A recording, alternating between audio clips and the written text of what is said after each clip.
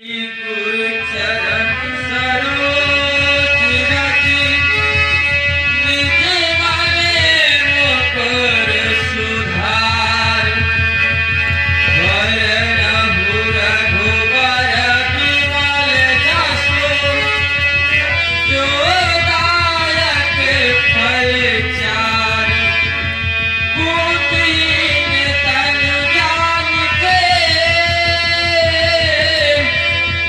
सुमरहु पवन कुमार बल बल विद्या देहु मोहि हरहु कलेश विकार जय हनुमान ज्ञान गुण सागर जय कपीस तिहु लोक उजागर राम दूत अतुलित बलिधामा अंजन पुत्र पवन सुत नामा।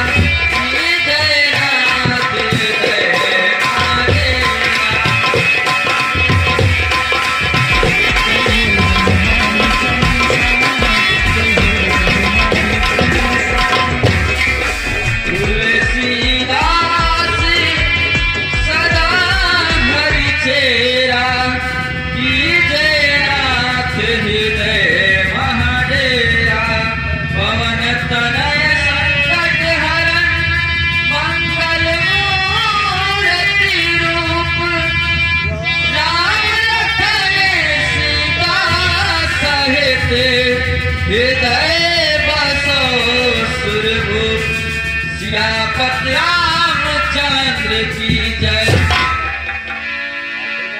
और बहुत बहुत धन्यवाद। ये हमारे भैया अजय जी हैं,